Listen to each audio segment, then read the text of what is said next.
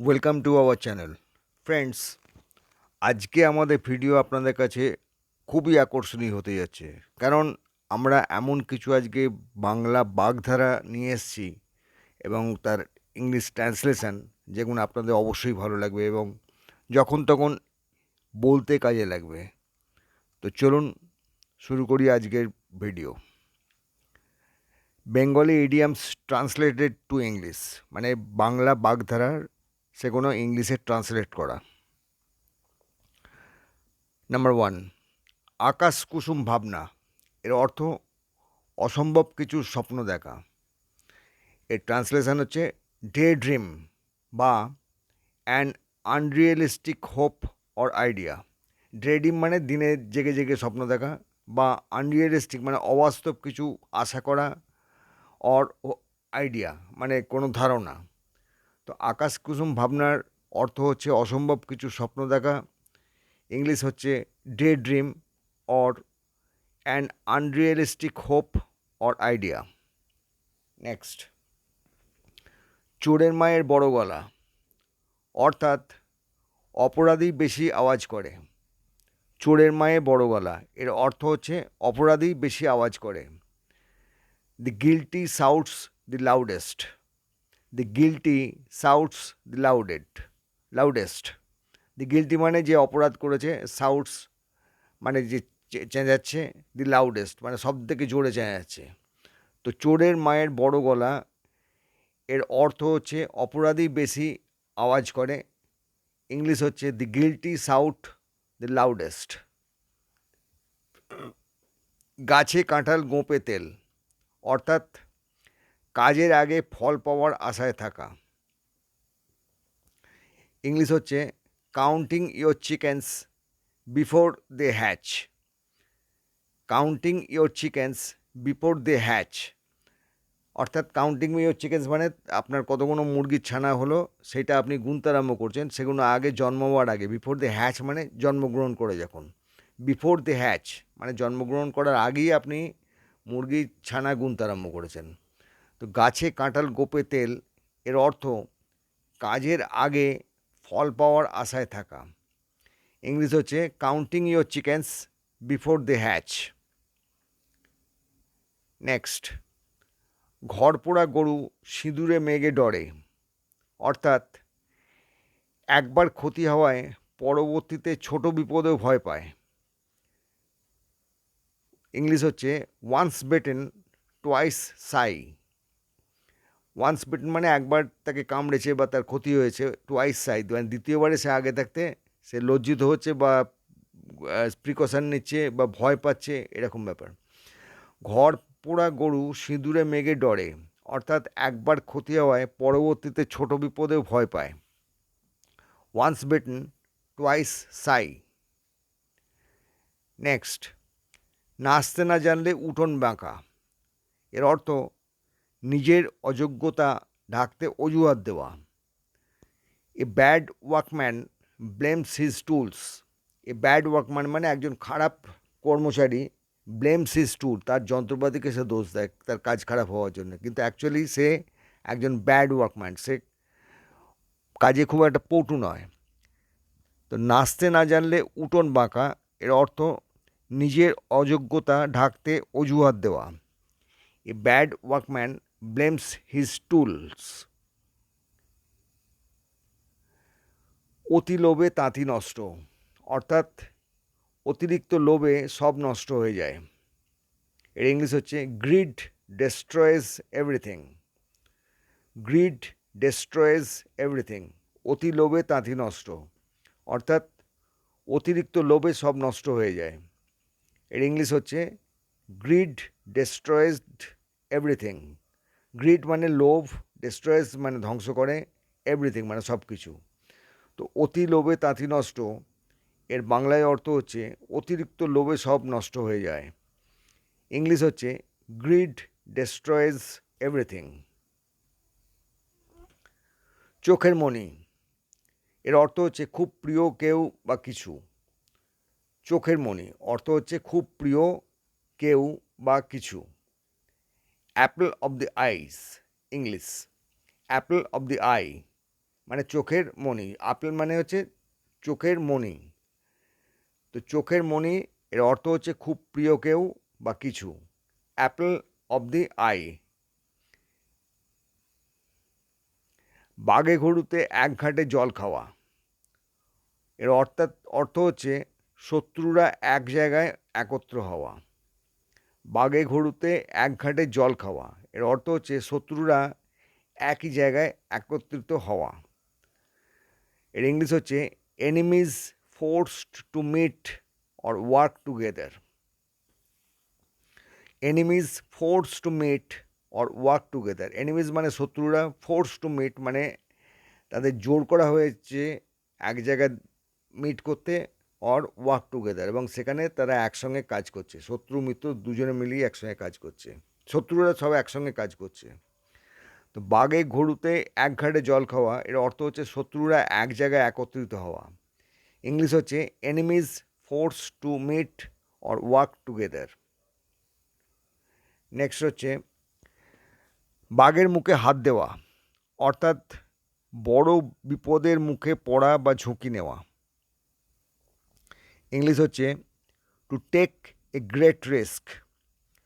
বাঘের মুখে হাত দেওয়া, এর বাংলায় অর্থ হচ্ছে বড় বিপদের মুখে পড়া বা ঝুঁকি নেওয়া। ইংলিশ হচ্ছে to take a great risk. To take মানে নেওয়া, এ গ্রেট মানে খুব বড়, রিস্ক মানে ঝুঁকি।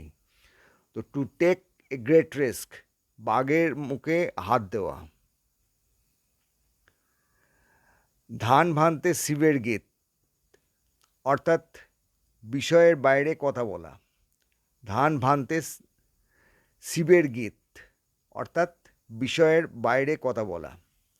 ইংলিশ হচ্ছে to talk off topic. To talk off topic, to talk মানে কথা বলা, অফ টপিক মানে টপিকের বাইরে, off, O double F, topic. ধান ভাঙতে শিবের গীত, অর্থ হচ্ছে বিষয়ের বাইরে কথা বলা, টু টক অফ টপিক। নাক কাটা যাওয়া, এর বাংলা অর্থ হচ্ছে সম্মান নষ্ট হওয়া। এর ইংলিশ হচ্ছে to lose respect or honour. To lose respect or honour. To lose respect মানে সম্মান বা অনার, অনার মানেও সম্মান। তো to lose respect or honour এর মানে হচ্ছে নাক কাটা যাওয়া, বাংলায় অর্থ হচ্ছে সম্মান নষ্ট হওয়া। এক ঢিলে দুই পাখি মারা, অর্থাৎ বাংলায় অর্থ হচ্ছে এক কাজে দুই লাভ। এক ঢিলে দুই পাখি মারা, বাংলায় অর্থ হচ্ছে এক কাজে দুই লাভ। ইংলিশ হচ্ছে to kill two birds with one stone. To kill two birds with one stone. To kill two birds মানে দুটো পাখি মারা, উইথ ওয়ান স্টোন একটা ঢিলে, স্টোন মানে পাথর, একটা পাথর ছুঁড়ে দুটো পাখিকে মারছো। তো এক ঢিলে দুই পাখি মারা, এর বাংলা হচ্ছে এক কাজেই দুই লাভ করা। ইংলিশ হচ্ছে to kill two birds with one stone. অল্প বিদ্যা ভয়ঙ্করী, এর বাংলায় অর্থ হচ্ছে সামান্য জ্ঞান থাকা বিপজ্জনক। অল্প বিদ্যা ভয়ঙ্করী, এর বাংলায় অর্থ হচ্ছে সামান্য জ্ঞান থাকা বিপজ্জনক। ইংলিশ হচ্ছে a little knowledge is a dangerous thing. A little knowledge is a dangerous thing. A little knowledge মানে খুব অল্প জ্ঞান, নলেজ মানে জ্ঞান থাকা। এ লিটল নলেজ খুব অল্প জ্ঞান, ইজ এ ডেঞ্জারাস থিং হয় খুব ডেঞ্জারাস একটা বস্তু। ডেঞ্জারাস মানে বিপজ্জনক। তো অল্প বিদ্যা ভয়ঙ্করী, এর বাংলা অর্থ হচ্ছে সামান্য জ্ঞান থাকা বিপজ্জনক। ইংলিশ হচ্ছে a little knowledge is a dangerous thing. গোদের উপরে বিস্ফোরা, এর বাংলা অর্থ হচ্ছে একের পর এক বিপদ আসা। গোদের উপরে বিস্ফোরা, এর বাংলা অর্থ হচ্ছে একের পর এক বিপদ আসা। ইংলিশ হচ্ছে adding insult to injury. Adding মানে যোগ হওয়া, ইনসাল্ট মানে অপমান, টু ইনজুরি মানে আঘাতে, আঘাতের উপর অপমান মানে একটার পর একটা বিপদ আসছে। গোদের উপর বিস্ফোরা, এর বাংলায় অর্থ হচ্ছে একের পর এক বিপদ আসা।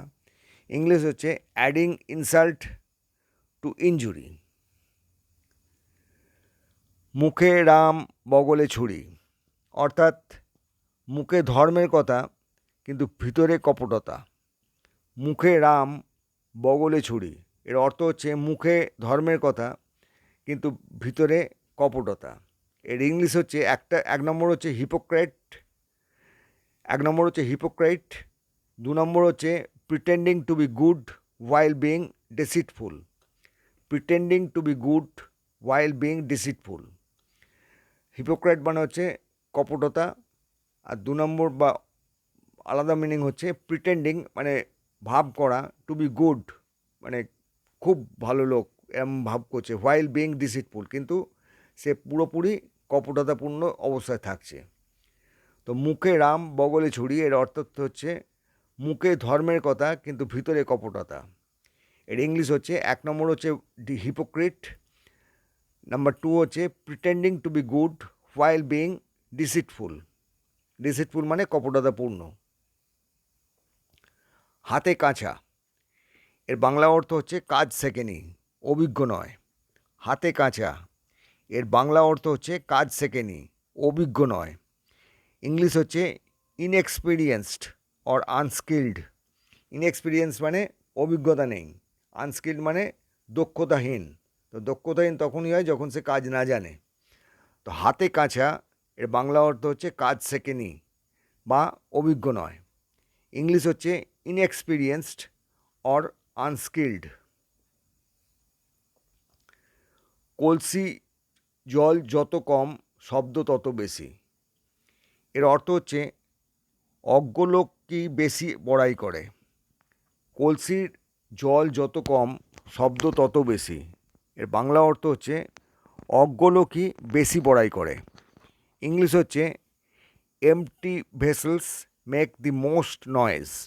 Empty vessels make the most noise. Empty vessels মানে এমটি মানে হচ্ছে খালি, ভেসেল মানে হচ্ছে পাত্র বা কলসি।